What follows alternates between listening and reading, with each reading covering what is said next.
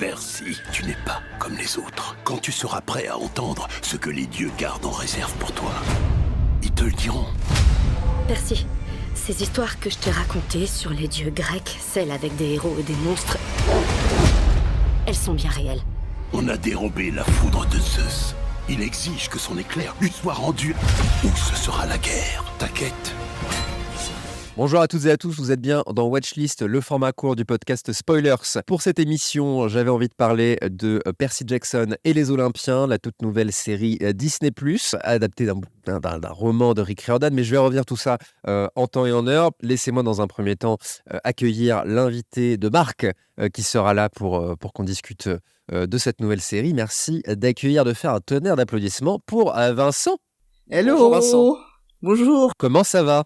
Ça va et toi? Merci beaucoup pour ton invitation, c'est trop cool. Ça va super. Écoute, d'entrée, j'ai envie de te présenter, j'ai envie de dire que quand j'ai découvert tes TikTok sur Percy Jackson, je me suis dit, trop bien, j'ai l'impression d'être le seul à mater cette série. Non seulement il y a un gars qui en fait des vidéos épisode par épisode, en plus c'est hyper pertinent, et en plus il a lu les bouquins de Percy Jackson. Je me suis dit, il faut que j'invite ce mec dans ma watchlist. Voilà. Donc c'est bien ça, tu es sur TikTok déjà depuis combien de temps Oula, depuis alors de façon régulière depuis octobre. Depuis octobre avec on essaye une vidéo par jour, que parfois on réussit pas, mais Mais c'est pas grave, l'important, esprit Coubertin, en tout cas, c'est important. Et à la base, est-ce que t'es fan de Percy Jackson? Donc je l'ai dit, tu as lu les livres, pas tous, si j'ai pas de bêtises. Exactement. J'ai lu les livres, en tout cas la série principale. Jusqu'à l'avant-dernier, ou à l'époque où j'étais encore jeune et innocent et collégien. Et puis je ne sais pas pourquoi je me suis arrêté un beau jour. Pas parce que la série était moins bien, juste parce que à un moment j'ai perdu la page, je savais plus où j'en étais, et quand je suis revenu, je savais plus où j'en étais, puis j'ai pas réussi à la reprendre. C'est aussi bête que ça. Et donc ce que je me suis dit, grâce à TikTok, grâce aux vidéos qui marchaient vachement bien, etc., donc j'avais déjà commencé à relire les livres, j'ai relu les deux premiers très récemment, et j'ai vraiment envie de redécouvrir l'ensemble de la série aujourd'hui, de la série des livres aujourd'hui à 25 ans. Et si en plus il y a une série en même temps, c'est génial. Exactement. Est-ce qu'on va parler tout de suite du sujet qui fâche, parce que on va en parler, on n'a pas tout aimé dans cette série, c'est peu de le dire, Voilà. Mais cette série, déjà, je pense que peut-être me trompe déjà d'entrée de jeu, déjà cette série a fait mieux, non pas que les bouquins, mais elle a fait mieux que les deux premiers films qui sont sortis il y a quelques années sur grand écran avec, c'était Logan Lerman, je crois, qui jouait ce bon vieux Percy. Et la première adaptation avait été les deux premières adaptations, pardon, avaient été extrêmement décriées à l'époque par Rick Riordan, lui-même à l'époque, qui est donc l'auteur de la saga Percy Jackson. Lui-même avait dit, je me souviens qu'il avait par exemple critiqué le fait que Percy avait été un peu vieilli dans les films, parce que ça faisait sens que Percy soit plus jeune que ça. Il a 12 ans, si je ne dis pas de bêtises, en tout cas dans la série il a 12 ans. Exactement, ouais. Je crois que c'est pareil dans les livres. Et donc quand même assez jeune, 12 ans, on pense à Disney+, par exemple, qui va vouloir fédérer autour d'un nouveau héros. Bah voilà, moi qui ai 30 ans, tu vois, est-ce qu'un gamin de 12 ans, ça va m'intéresser? Je suis pas certain, là où par exemple j'adore Harry Potter, mais parce que j'avais à peu près l'âge du Harry à l'époque. Toi, t'as quel âge quand t'as commencé, quand t'as lu Le Voleur de Foudre? Waouh, écoute, je suis je sais pas, aucune idée. Je sais que je suis collégien, ça c'est sûr. Ouais, donc ado quoi. Bon, voilà. Ouais, ado. Je dois à peu près avoir l'âge de Percy, je pense. Ok. 12-13 ans, dans ces coins-là. Ça a peut-être joué. On va pas. Absolument, ouais. Disney+, ayant récupéré les droits de Percy Jackson en rachetant la Fox, ils se sont dit, est-ce que ce serait pas une très très bonne idée d'en faire une série pour notre plateforme SVOD? Et l'idée est bonne. Adapter une série de romans en série, tout court, série télé, pour ainsi dire. Déjà, moi je trouve que ça fait plus sens que des longs métrages, je sais pas ce que t'en penses. Oui, absolument, totalement. Quand c'est bien fait. Quand c'est bien fait, il dit ça. Vous ne le savez pas si vous nous écoutez. Il y a eu un petit rictus quand il a dit ça. Non, mais déjà, d'emblée, je sais que, pour revenir sur Harry Potter, je sais qu'il y a à l'heure où on parle, il y a une série Harry Potter qui serait en développement. Bon, pareil, les gens râlent parce que les gens adorent râler. Moi, je suis très content parce que Harry Potter, j'ai adoré les films, mais il y a plein de trucs qui vont pas dans les films et il y a plein de trucs qui manquent. Donc, Totalement. par contre, s'il manque des trucs dans la série Harry Potter, là, ça a gueulé. Là, croyez-moi, je vais être le premier. Et je compte sur toi, Vincent, pour nous dire justement ce qui manque dans cette série Percy Jackson. Peter Jackson, j'allais dire, je ferai probablement l'erreur plusieurs fois dans ce podcast. Je vous laisse compter. D'entrée de jeu, qu'est-ce que tu as pensé de cette saison 1 de Percy Jackson et les Olympiens, globalement? Globalement, alors j'ai réfléchi depuis quelques temps, parce que c'est vrai qu'à chaque fois que je faisais les avis à chaud, c'était pas spécialement l'idée du siècle, mais globalement j'ai plutôt apprécié cette série, que j'ai trouvé vraiment très très sympathique, Ouais. et en fait je l'ai d'autant plus apprécié après avoir vu le making of, parce que Ah. j'ai l'impression il y a un vrai ratage complet par rapport à ce que la série avait envie d'être, avait envie de représenter, et ce qu'elle représente au final. J'ai l'impression qu'il Ouais. manque tout un pan extrêmement important, et pas des moindres. Je te l'ai dit tout à l'heure, je sais plus si ça a commencé, mais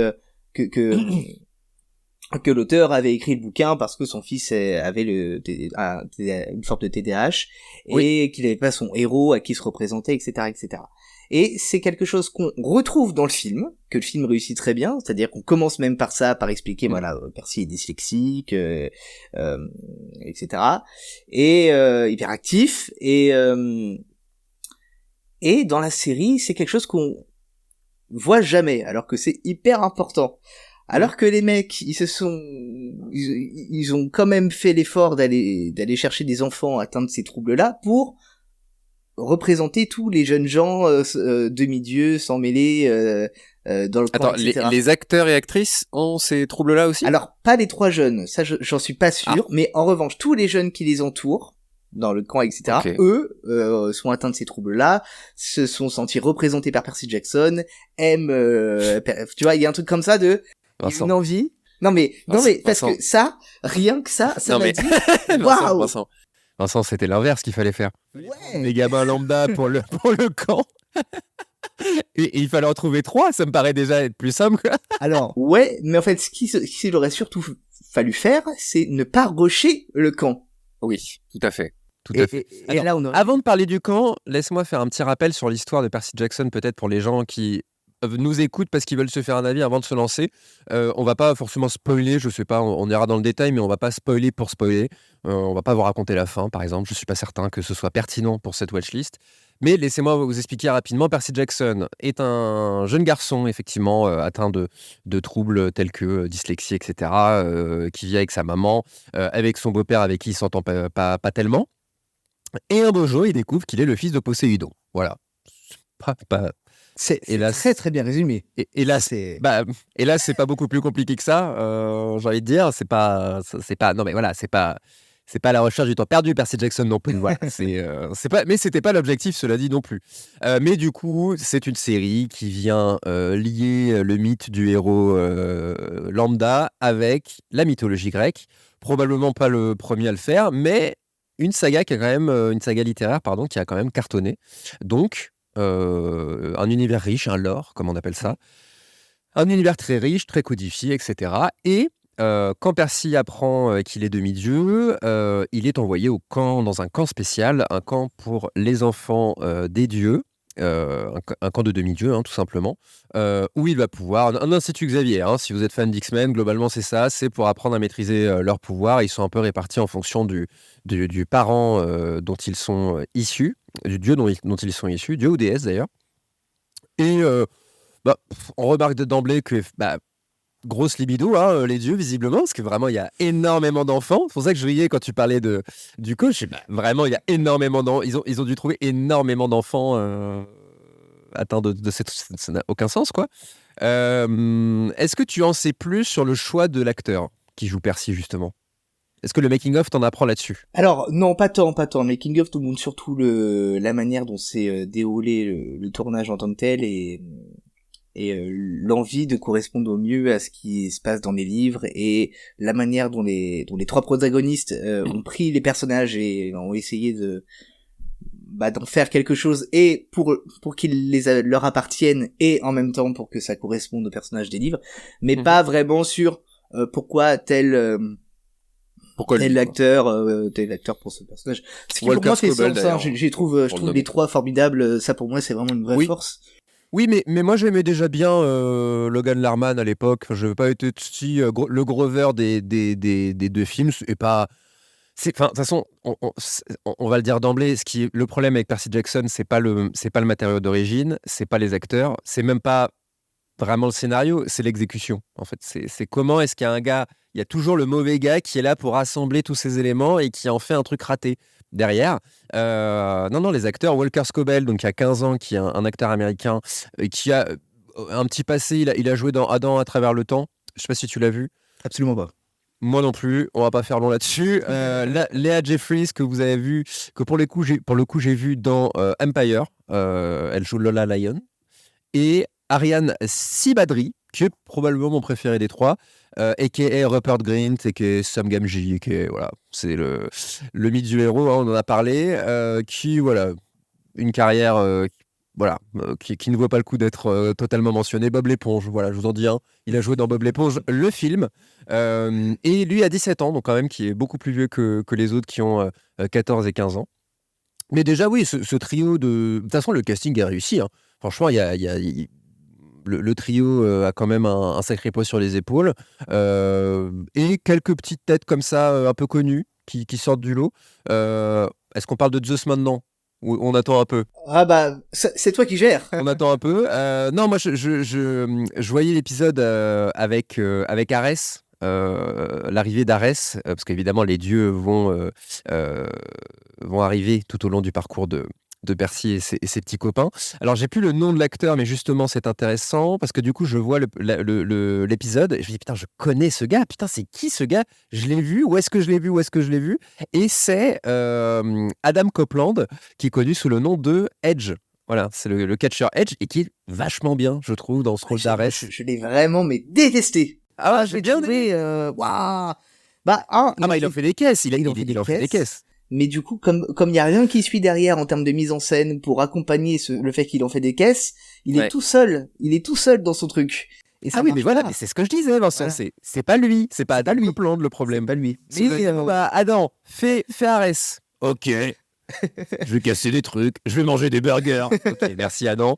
Non, mais c'est un peu ça, quoi. C'est très étonnant, très, très surprenant là-dessus. Toi, ce casting, qu'est-ce qu'on en a pensé? Alors, t'as pas mentionné, mais alors moi, la personne qui me fait absolument rêver dans ce casting que j'aime de tout mon cœur, c'est Lin-Manuel Miranda. Pardon? C'est Lin-Manuel Miranda, qui joue le rôle de... J'ai plus le nom. Ah oui, Hermès, oui. Hermès, tout à fait. Voilà, Lin-Manuel Miranda, c'est... Qui t'a fait rêver? Ah, mais c'est un mec qui est formidable. C'est un compositeur, donc il a fait des comédies musicales à Broadway, etc., etc. Et il a notamment composé pour le cinéma Vaiana, Encanto. Et outre ça, c'est un comédien de grand talent. Et si tu sais pas quoi regarder sur Disney+, t'as Hamilton, qui est un spectacle qu'il a composé et dans lequel il joue. Et il est formidable. Et qui est vachement bien, il paraît. Comédie musicale, c'est ça? Comédie musicale sur Disney+, et c'est sur l'histoire de l'Amérique, etc. Mais d'ailleurs, transition extrêmement intéressante parce que cette série, j'ai l'impression, c'est d'abord une série qui parle des États-Unis un petit peu, quoi. Il y a quand même ce côté road movie. Je sais pas si c'est des bouquins d'ailleurs ce truc-là. Est-ce que parce que c'est un trio qui voyage beaucoup. Alors en fait, ça, ce point de vue-là, c'est vrai que c'est pas expliqué dans la série ni dans les films, je crois. Mais il me semble, si mes souvenirs sont bons, que en fait l'Olympe, l'endroit où se trouve Olympe, c'est là où il y a là où au niveau du monde, au niveau des êtres humains, c'est le plus intéressant. Donc pendant l'exposition universelle de 1800, je sais plus combien, ça va être à Paris. Voilà, à chaque fois qu'il y a un truc vraiment important, hop, l'Olympe se déplace. L'Olympe se déplace. L'Olympe se déplace. Bon, je vais mettre fin à cette watchlist dès maintenant. L'Olympe se déplace. L'Olympe se déplace. Ok. En tout cas, c'est mon souvenir, et ça c'est précis. C'est un souvenir vraiment très précis que j'ai là de ma lecture et je sais que... Non. Mais par contre, l'entrée des enfers reste à Vegas ou pas? Je ne sais plus. Alors je peux pas te dire. Moi, je pense avoir mis le doigt sur une incohérence alors que j'ai même pas lu les bouquins et j'étais même pas au courant de cette information sur le mot Olympe. Non, parce que l'Empire State Building, du coup, qui est le lieu de l'Olympe, qui est les Champs-Élysées. Bon, un peu cliché, mais bon, voilà, fallait bien que ce soit quelque part. Moi, ça m'a pas forcément choqué. Puis il y a ce côté, voilà, monter aux cieux. Bon, j'ai trouvé ça pour le coup plutôt cohérent. L'Olympe, elle va être importante parce que il y a quelqu'un qui en veut beaucoup à Percy, c'est Zeus. Il lui en veut pourquoi? Parce que Percy lui a volé sa foudre. Méchant. Pas bien, ça, Percy. Faut pas... Bah non, c'est pas bien Percy. Comment est-ce qu'on sait que c'est toi? Rien n'est expliqué. Comment? Pourquoi est-ce que c'est lui qui est accusé? Ça, c'est vraiment... Là, moi, je me suis menti longtemps c'est quoi, c'est 8 épisodes? Ouais, c'est ça. Dans ces 8 épisodes, je me suis menti longtemps. Vraiment, je me suis menti longtemps. Mais d'emblée, je me suis dit, mais et vous êtes d'accord qu'il n'y a rien qui accuse le gars? C'est juste, il fallait un coupable et on pense que c'est lui, mais il n'y a rien. Un gamin de 12 ans est accusé d'avoir volé la foudre de Zeus. Chers auditeurs auditrices, je vais pas de vous expliquer que c'est pas un paquet de bonbons dans un tabac presse. La foudre de Zeus, c'est probablement l'arme la plus puissante de l'univers, enfin de la Terre en tout cas. Vous vous rendez compte qu'un gamin de 12 ans, c'est extrêmement compliqué. Non, ça t'a choqué toi déjà ou déjà dans les bouquins c'était n'importe quoi? Pas du tout, non, parce que c'est déjà tout à fait comme ça dans les bouquins. Et en fait, c'est juste une excuse toute bête. Oui. C'est-à-dire que Poséidon vient de déclarer qu'il a un gamin, il a pas le droit d'avoir un gamin, Poséidon, interdit. Mais c'est même pas mais même ça c'est pas expliqué. Pourquoi il a pas le droit d'avoir un gamin? C'est juste parce que comme c'est un des 3 dieux les plus puissants, Ouais. Oui, ça je l'ai. ça fait des demi-dieux très puissants. Et parce que il y a eu un truc, alors qu'on a un petit peu un tout petit peu dans la première saison, et ça c'est super parce que ça manquait dans les films, par rapport à la fille de Zeus, la fille de Zeus, qui est décédée donc, et en fait ça trouve son sens cette petite dispute, et donc c'est juste une excuse. En fait, je trouve que ça c'est pas trop gênant. C'est juste, en fait, on a l'impression, c'est quelque chose qu'on retrouve dans les livres aussi, on a l'impression que les dieux sont âgés de 5 ans. Tu vois, c'est genre vraiment, t'as piqué mon gâteau, non mais c'était mon gâteau. Mais là, je me fais avocat du diable. Dans la mythologie d'origine, c'est déjà ça. C'est comme ça, Déjà. mais voilà. Zeus, pardon d'être un peu trivial, mais Zeus, il baise à couilles rabattus, tout ce qui bouge, tout ce qui machin, tout ce qu'il peut, il fait des gosses. C'est le plus gros red flag du monde, c'est Zeus, c'est un red flag sur pattes. Donc c'est déjà ça. Hein. C'est vraiment, pardon, mais mais là, donc ça fait des gamins trop puissants, c'est pour ça. Ouais, il y a un truc comme ça que voilà, c'est les dieux les plus puissants, donc pas le droit. Tous les autres, ouais. tous les autres ça va, c'est ok. Et puis il n'a pas fallu leur dire 2 fois. Hein. Ils ont visiblement encore une fois ce fameux camp. Waouh, c'est n'importe quoi. Mais ok, donc oui, mais voilà, ça pour le coup, je peux comprendre. Il faut justifier que Percy soit un petit peu à part de tout ça. Mais voilà, c'est pas forcément quelque chose qui m'a gêné. Mais par contre, il y a globalement beaucoup ce qui m'a gêné finalement tout le long de cette série, de cette saison 1. C'est ce besoin d'expliquer, de codifier un monde, et au bout d'un moment, on n'en a plus rien à foutre. Et je pense par exemple à un truc très précis, c'est ce qu'ils appellent la brume, que j'ai trouvé plutôt cool, et je suis convaincu que c'est beaucoup mieux dans les bouquins, la brume, c'est sûr et certain. La brume, en fait, pour vous expliquer, explique-le toi, tiens. Je pense que tu le feras mieux que moi. Alors c'est comme dans Harry Potter, tu sais, quand t'as des moldus, et qui comprennent pas pourquoi d'un coup il y a des objets qui se baladent dans les airs, etc. C'est un peu le même système, c'est-à-dire que comme il se passe beaucoup de dingueries dans cette série, donc par exemple comme ça des dieux qui mesurent 3 mètres qui attaquent des gamins qui font 1m20, bon voilà, on est par là-dessus donc, et la brume est là pour dissiper tout ce qui ne devrait pas être vu aux yeux du commun des mortels. Et c'est quelque chose qu'on ne retrouve pas assez parce que dans la série, c'est pour moi le plus gros problème de la série, c'est ce qui m'a énervé à chaque fois, j'étais en colère en il est colère. Ça m'énervait, je comprenais pas, c'est vide, c'est-à-dire il y a personne autour, et comme il y a personne autour, il y a pas d'humains normaux autour, tu peux pas voir la brume puisqu'il y a pas d'humains. En fait, il y a les moments brume, il y a les moments où tu vois, je crois, quand ils prennent le train, on voit des...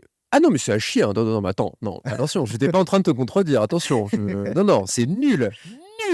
Mais il y a des moments brume où tu sens qu'ils ont fait exprès de dire, ah oui, rappelez-vous, parce que tu disais Harry Potter, moi je suis pas d'accord, parce qu'un truc que j'aime bien, Harry Potter, c'est 2 mondes qui vivent sans se rencontrer quand même, je trouve. Et là, Percy Jackson, c'est deux mondes qui vivent dans le même monde quelque part, tu vois.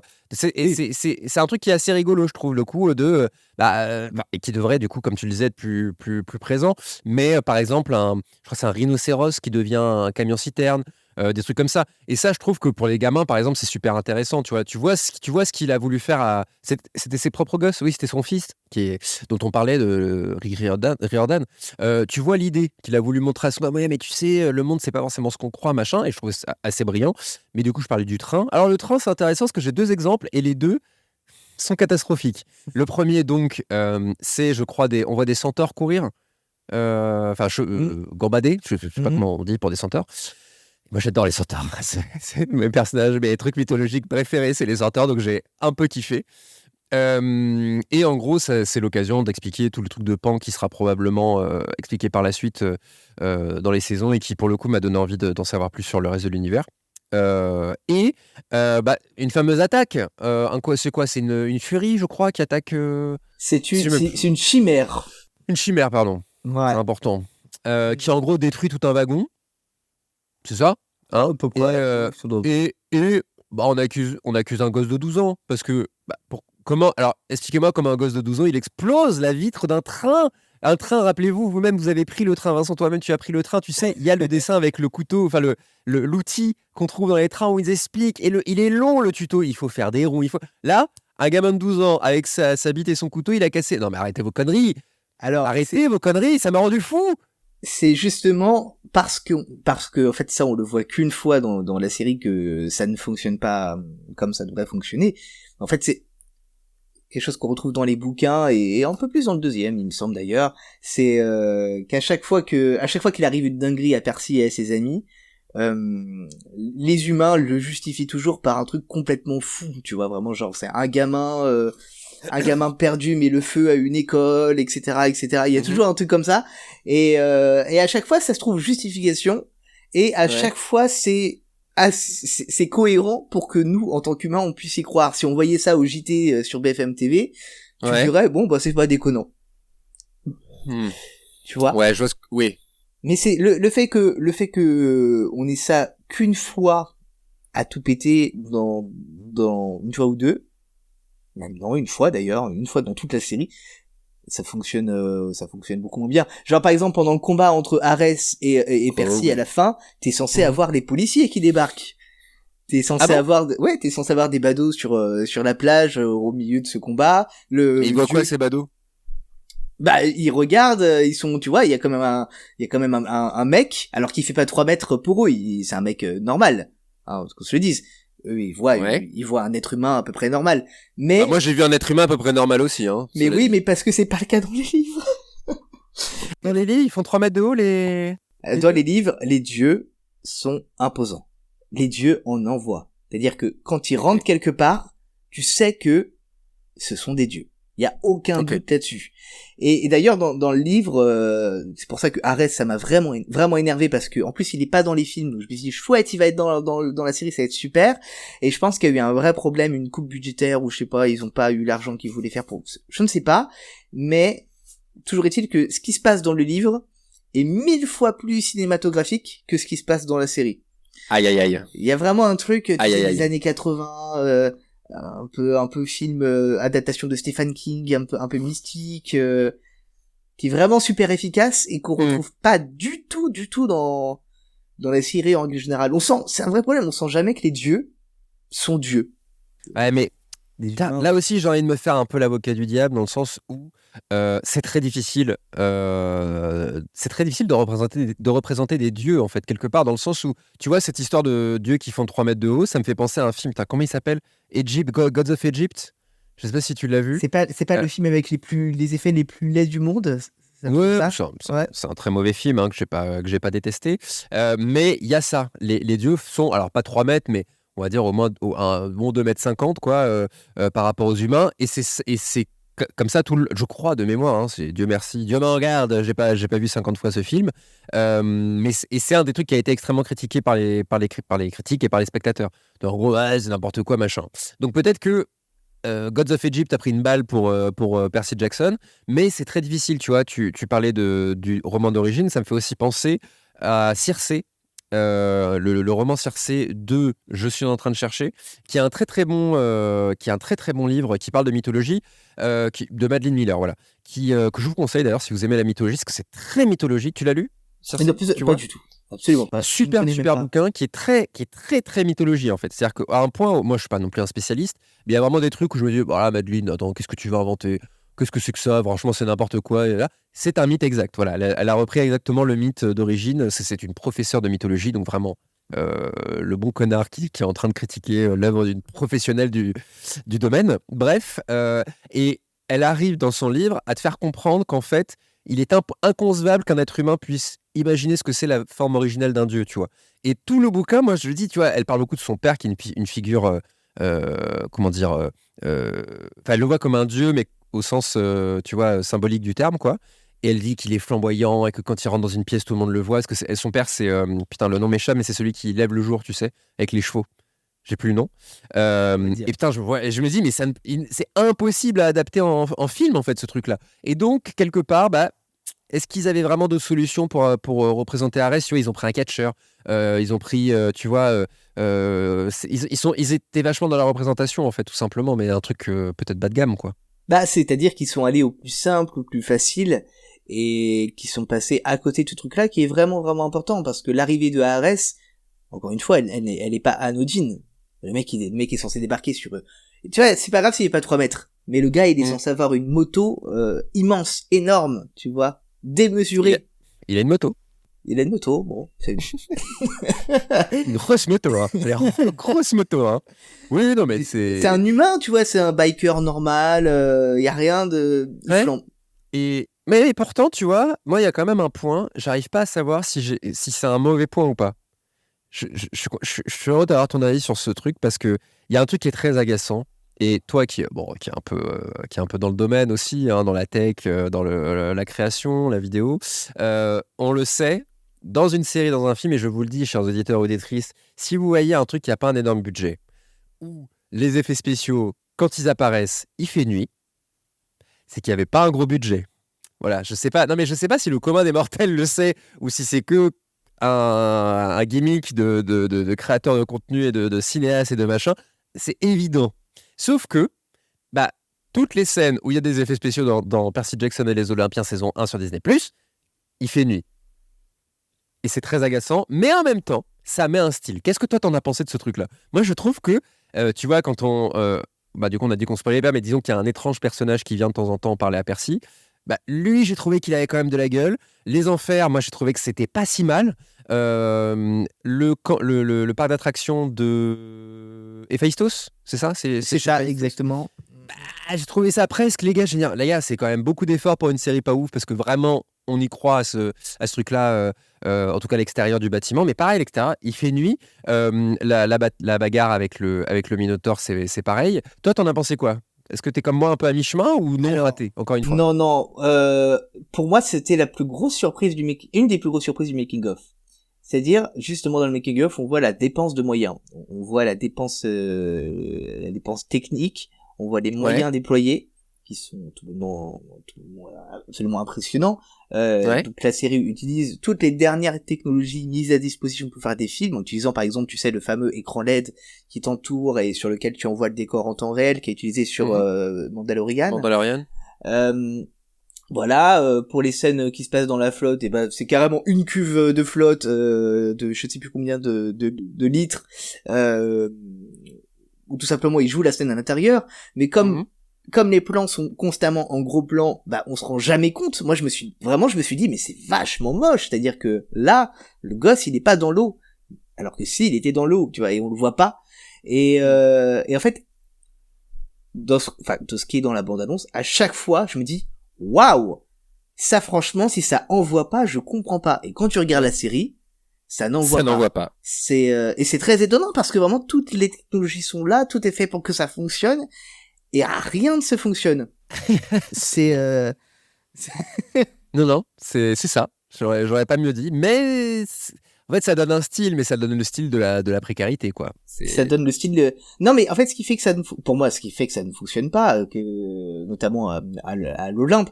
L'Olympe de base c'est censé être un lieu de vie, c'est-à-dire c'est censé bouillonner l'Olympe. On est censé voir New York en bas.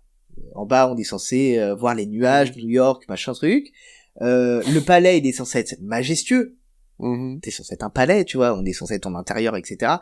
Et puis finalement, tout autour, c'est vide. Quand ils discutent avec Zeus, Percy et Poséidon, autour d'eux, il y a rien du tout à regarder. Voilà, non mais encore une fois, je me permets de préciser pour nos auditeurs et auditrices, quand Vincent vous dit il y a rien, il y a rien. Il y a rien, mais il y a pas un petit chèque. Non, il y a rien, pas un caillou, il y a rien du tout. Alors encore une fois, la série a la prétention de te faire croire oui, mais c'est pour montrer que Zeus, au final, il est très seul. Et arrêtez vos conneries maintenant.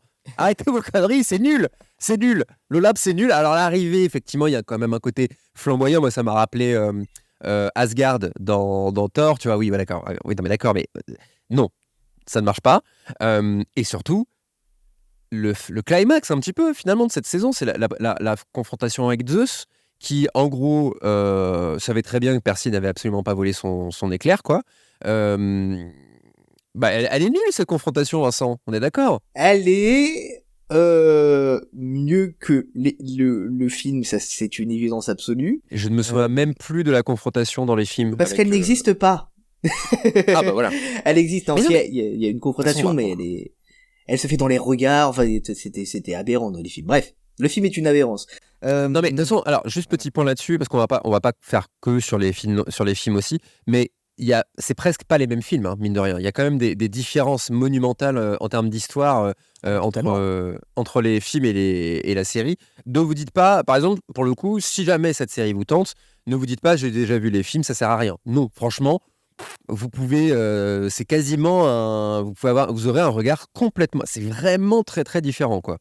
Encore une fois, peut-être une qualité qui va pour la série. Mais pardon, je te laisse poursuivre. C'est ça. T'as raison là-dessus. C'est ça que mais moi je me rends pas compte. C'est-à-dire que le film était tellement raté de base. Le film partait tellement n'importe où. Dans toutes les questions possibles, il serait fermé la gueule. Alors que le livre, la série, malgré tout, réussit à garder la colonne vertébrale du livre. Il réussit à suivre là où le bouquin veut aller, à garder l'essence du livre et à transformer ce qu'il a envie de transformer. Moi, je suis pas toujours d'accord avec cette transformation, c'est autre chose. Mais au moins, il y a ce suivi et c'est fidèle au bouquin. Donc, tu sais que pour le deuxième livre, il y a une base qui est quand même vraiment assez extraordinaire. C'est-à-dire que s'ils mettent les moyens, s'ils font un monde un peu plus vivant, il y a moyen de rendre vraiment ça très très sympathique. Ce qui manque, en fait, ils ont la colonne vertébrale, ils ont tout. C'est super agaçant, c'est super énervant. Ils ont tout, ils ont la technologie, ils ont les acteurs, ils ont l'auteur, ils ont tout. Mais ils ont pas le plus important. Donc tu le verras si tu lis les bouquins, ce que je t'encourage à faire. En tout cas le premier, à savoir l'humour et l'épique. Il y a un mélange savoureux entre humour et épique dans les livres, c'est-à-dire que le personnage est en danger. Et il est en danger constamment, en danger de mort. On sent qu'à tout moment, il peut soit être très blessé, voire mourir. On peut croire peut-être à une mort dans le livre. Et pourtant, c'est très drôle. Et pourtant, il y a toujours de l'humour dans tous les sens, sur tous les sujets. T'as un Percy qui essaie de dédramatiser certaines situations et qui parfois se fait rattraper par la réalité des choses. Et c'est quelque chose qui manque vraiment cruellement dans la série parce que ça peut vachement aider. Alors certes, comme tu disais, c'est un peu comme l'exemple de Dieu et héros machin du film qui était super moche. Gods of Egypt. À savoir que c'est difficilement adaptable. Comment est-ce qu'on peut adapter une œuvre et humoristique et épique et d'action? Quand même, si c'est le même auteur normalement, mais J.K. Rowling au scénario des Animaux Fantastiques nous a montré qu'être scénariste et être auteur de littérature, c'est deux métiers différents. Absolument. c'est ce que tu veux dire, quoi. C'est ça. Il est très bon pour. Il aurait dû être quoi, consultant, tu penses, Rick Riordan? Ils auraient dû quand même mettre aux manettes un mec qui est scénariste de série télé? Alors objectivement, Rick Riordan, il était scénariste des 2 premiers épisodes, en tout cas c'était comme ça qu'il était dans le générique, et après il était toujours accompagné d'auteurs de scénaristes de télévision. Sur tous les épisodes, il est pas tout seul à la barre, heureusement, Dieu merci.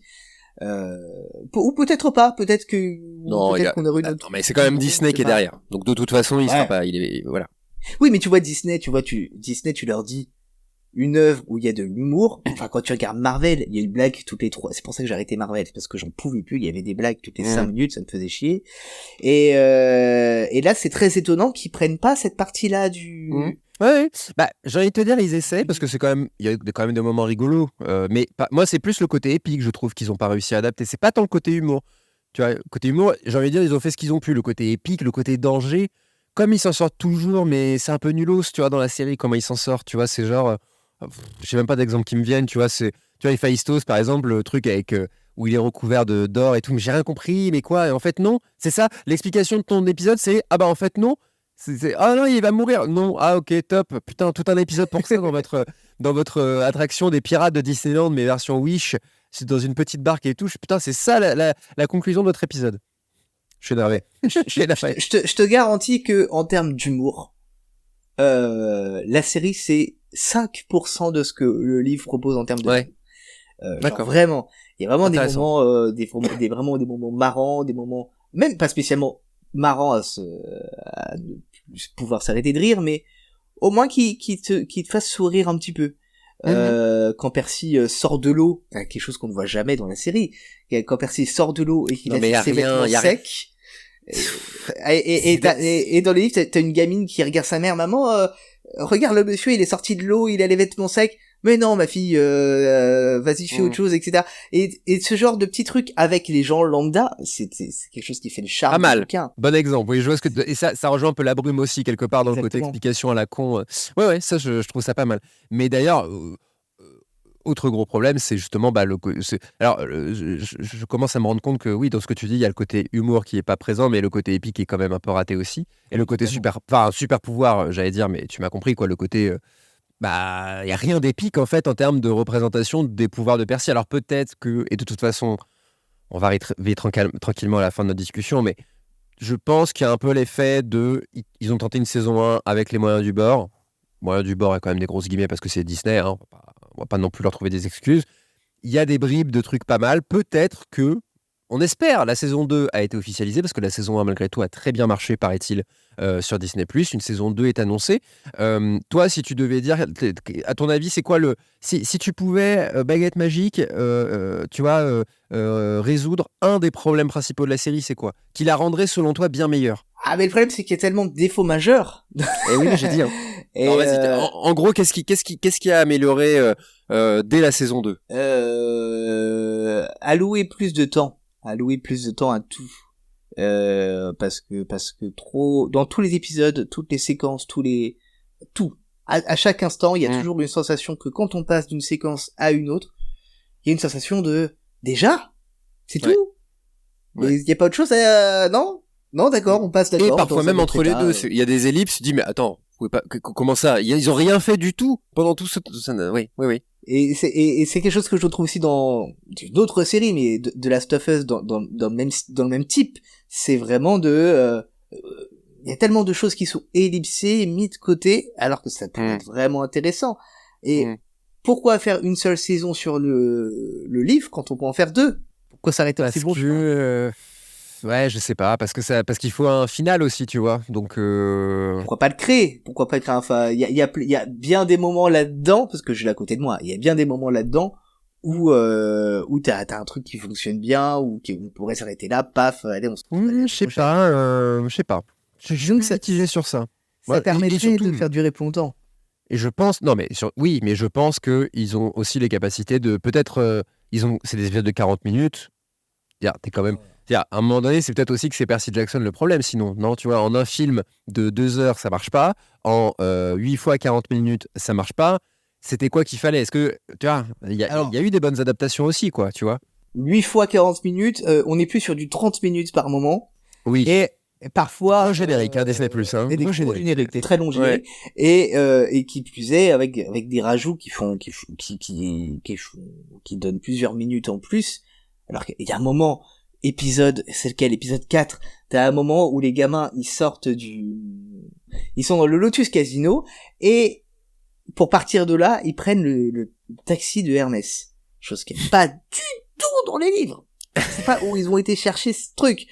Et pendant, je crois que ça dure 6 minutes, pendant lesquelles t'as Percy qui se prend tous les murs dans le parking afin de sortir du casino. Ça n'a aucun sens, ça n'a rien à faire là. Ouais. En plus, pour le coup, c'est censé être marrant. Pas spécialement marrant, c'est censé être le moment d'action, c'est pas trop spécialement revigorant. Donc ça vient rajouter des petits trucs comme ça qui viennent grappiller sur ce qui serait important, sur les dialogues, sur les relations, sur les trucs. Ils vont essayer d'avoir plein de moments où on a une relation naissante, amoureuse entre Percy et Annabeth qui n'a rien à faire là, puisque Annabeth est amoureuse de Luke, sur le papier. Il y a tellement de choses sur lesquelles la série perd son temps, et en plus ça donne pas du tout le temps au reste avec des épisodes de 30 minutes. Il y a un épisode, il fait 29 minutes. Ouais. 29 C'est pas beaucoup, hein. minutes. C'est pas beaucoup. Riordan, il a vu ça, il fait waouh, c'est pas beaucoup du tout, hein, vraiment, hein. Je vois. Je me suis demandé si on suit chaîne moi, tu vois, s'il y avait une fuite quelque part ou. Tu vois, moi, ce qui m'inquiète, c'est que tu vois, je te disais, peut-être que c'est la saison 1, peut-être qu'en saison 2, ils vont se dire, mais il y a aussi le problème que la saison 1 a bien marché, et ils vont peut-être se dire aussi, si ça suffit, visiblement ça leur suffit, si ça suffit, c'est qu'on peut faire une saison 2 pareil, donc c'est la mer des monstres, le deuxième bouquin, qui va être adapté. Bouquin de qualité ou pas? Moins bien, parce qu'il y a un nouveau personnage que je n'aime pas beaucoup. Il y a un personnage voilà. On ne spoil pas, mais je spoil pas, mais voilà, c'est pas un personnage que j'apprécie, que je trouvais particulièrement ni bien écrit dans les livres, ni particulièrement bien représenté dans le film. Voilà, j'aimais pas des masses. Et je trouvais que l'aventure en tant que telle était moins passionnante que ce qu'on avait dans le premier. Après, par la suite, les autres bouquins commençaient à prendre un petit peu plus d'ampleur et c'était beaucoup plus intéressant. Mais c'est vrai qu'à l'époque, j'avais eu du mal à aller au bout du deuxième, et même là, en relisant les livres, j'ai du mal à arriver au bout du deuxième, parce que je le trouve beaucoup moins passionnant. Mais parce que, voilà, ce personnage qui arrive, il m'énerve. Voilà, je l'aime. À voir comment ils vont adapter ce personnage-là, peut-être, je ne sais pas. On verra. Exactement. Mais comme ils ont pris beaucoup de plaisir à ne pas prendre ce qu'il y avait de super bien dans les bouquins et à ne garder que la base de l'esquisse de l'ébauche. Mm-hmm. J'ai envie d'avoir de l'espoir et en même temps, j'avoue que ça me fait un peu peur. Et de toute façon, tu vas regarder cette saison 2. Mais évidemment. Voilà. Évidemment. Donc, souvent dans Spoiler, je conclus comme ça. Je fais, écoutez, on fait quoi? On fait genre. Moi, je sais ce qui va se passer. Je vais commencer. Je fais toujours ça. Je vais être bonne volonté. Allez, ça revient. On regarde s'ils ont fait des efforts. Si par hasard, il y a une scène d'effets spéciaux qui va se passer 2 jours. Si je me rends compte que c'est rebelote, ce sera sans moi. Moi, si je devais résumer rapidement cette saison 1, mon avis, c'est que c'est une série qui commence très bien, mine de rien, qui se tient malgré tout. On a beau critiquer, mais il y a un lore. C'est juste que il faut surtout pas comparer au livre, parce que déjà c'est une erreur. Déjà, de toute façon, on l'a pas dit, mais c'est globalement 100% du temps une erreur, parce que c'est 2 produits extrêmement différents qui peuvent se permettre. Les livres se permettent des choses que les bouquins, que les séries, ne peuvent pas se permettre. Et inversement, c'est toujours important de le préciser. Et casting convaincant, mise en scène parfois un peu légère, mais on est dans cet univers et c'est un univers auquel on croit. Il y a un côté road movie qui est sympa. Il y a des scènes d'humour, disons, qui sont plutôt sympas. Mais il y a un truc globalement, il y a un truc mystère qui fonctionne pas. C'est ce que tu disais. Peut-être les intentions, finalement, peut-être qu'ils ont voulu faire un truc facile, et un truc facile, c'est un truc pas ouf, et on espère qu'ils redresseront la barre pour la saison 2. Toi, si tu devais résumer comme ça... Alors, voilà. si tu permets, juste je rebondis, je prends pas plus de 2 minutes, j'essaie de pas prendre plus de 2 minutes, je rebondis juste sur un truc, je pense pas que ce soit une erreur de vouloir que la série soit vraiment fidèle au bouquin, qu'on suive vraiment bien le bouquin. Parce que ça a été tellement une série littéraire majeure pour tellement d'enfants, d'adolescents sur la Terre, pas juste aux États-Unis, mais sur la Terre, une œuvre majeure. L'actrice qui interprétait la mère de Sally dans la série expliquait que quand elle a dit à son filleul qu'elle passait le casting pour passer la maman de Sally dans Percy Jackson, le gamin s'est arrêté en pleine rue et il s'est mis à pleurer de joie à rien qu'à l'idée de savoir que enfin ils allaient faire une série, tu vois. Et pour moi, justement, parce que ce poids est tellement important, tellement majeur, que non, on peut pas dire c'est une erreur de vouloir que la série soit fidèle au bouquin, pas du tout, parce que ceux qui sont pas des lecteurs, ceux qui n'ont pas envie de lire, méritent d'avoir une œuvre à la mesure de ce qu'il y a dans les bouquins. Donc pour moi, c'est pas une erreur. Je vois ce que tu veux dire. Voilà. C'est plus, toi, tu parles plus du respect de l'œuvre d'origine, plus que moi, je sais plus dans le sens se forcer à faire rentrer un bouquin dans 8 fois 40 minutes. C'est plus ça l'idée. Oui, voilà. Il faut s'autoriser des choses, mais il faut faire les bons choix, en fait, tout simplement. Exactement. Ce qui n'a pas été. Mais voilà, je voulais rebondir là-dessus. Mais rebondissez. Et non, moi globalement, j'ai vraiment aimé la série. J'ai vraiment aimé ce trio. J'ai aimé retrouver cet univers que j'aime beaucoup. Mais ouais, c'est un pétard mouillé, c'est du gâchis. Il y a un vrai gâchis là-dedans. Parce qu'ils auraient pu vraiment faire quelque chose de vraiment fort, à la hauteur d'autres très grandes sagas dont je vais pas citer le nom, mais bon, c'est un petit personnage qui a une baguette magique qui chez Avada Kedavra, etc. Je dis pas le nom, mais voilà, je pense que tout le monde connaît. Non, mais en vrai, voilà, il y a une vraie possibilité avec cette série, et ouais, il y a un côté, bon, on vous en donne un peu, mais pas tout, hein. On se garde pour la suite, parce que là on a peut-être la moitié du budget qu'on aurait aimé avoir. Ouais, mais ça c'est si on est enthousiaste. C'est la saison 2 se donnera la réponse claire et précise. Si c'est rebelote avec des effets spéciaux de nuit 100% du temps, c'est qu'ils auront pas appris de leurs erreurs. Déjà, il faut juste, ah oui, non, moi, de toute façon, je suis totalement motivé. Encore une fois, j'ai passé un moment globalement très sympathique. C'est juste que je déplore que encore une fois, les non-lecteurs n'aient pas le droit à avoir la même intensité que les lecteurs. C'est ça que je déplore. C'est ça qui manque. Et c'est juste ça qui ferait que d'un coup, on a une série qui envoie, qui percute et qui a vraiment une incidence majeure. Par exemple, là, il y avait, alors malheureusement, c'est vrai que je suis pas allé au bout, mais la série qui a été adaptée à la croisée des mondes, qui avait été adaptée par Tom Hooper, que j'aime beaucoup. Le nom m'échappe, on en a parlé dans Spoilers. À la croisée des mondes, je sais plus c'est quoi le nom, The Golden Compass en anglais, et qui lui, pour le coup, arrivait vraiment à retrouver l'essence du livre, à lui donner son envergure, à ellipser plein de choses, hein, on est bien d'accord. Mais c'est pour moi l'une des rares séries qui réussit vraiment le passage du livre au bouquin. Et pour le coup, c'est jamais vide, c'est jamais ça bouillonne toujours. Enfin voilà, on retrouve vraiment tout ce qu'il y a à retrouver. Et là vraiment, Percy Jackson, ça manque. Et c'est dommage parce que c'est une série littéraire qui a 1000 fois plus d'impact que à la croisée des mondes. Et qui a du potentiel. Et mythologie, on aime.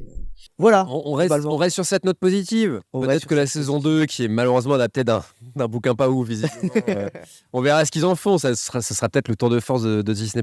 Voilà. En tout cas, Vincent, merci. On aurait aimé en parler bien plus longtemps de cette série. Mais voilà. On vous laisse découvrir. On n'a pas trop spoilé. Je vous ai pas dit qui jouait Zeus, parce que j'ai failli me faire du mal quand j'ai vu ça. Ça m'a fait du mal, en tout cas, quand je l'ai vu, pour plein de raisons. Petit teasing pour les gens.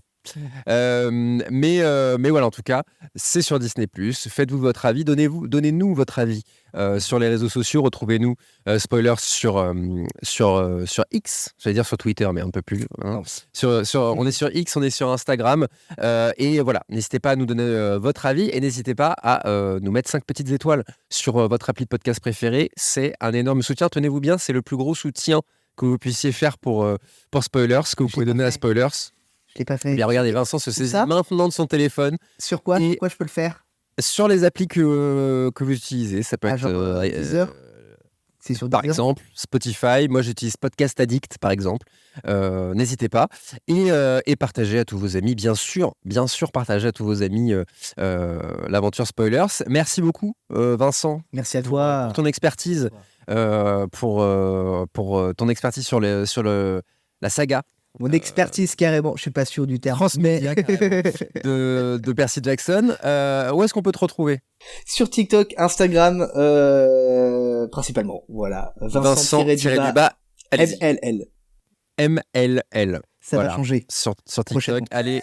Allez liker. Ça a changé prochainement pour l'instant. On mettra à jour, t'inquiète pas, on mettra à jour la description pour tes réseaux sociaux. Il fait des super vidéos hyper variées, vraiment avec calme aussi. J'aime bien. C'est un truc que j'aime bien dans tes vidéos, c'est que t'es pas là pour non. C'est Qu'on retrouve c'est là, chill. c'est vrai, là, comme c'est moins écrit, je suis un peu surexcité, je vais dans tous les Là, il est hors de lui. Là, on a eu un Là, Vincent c'est- MLL hors de lui.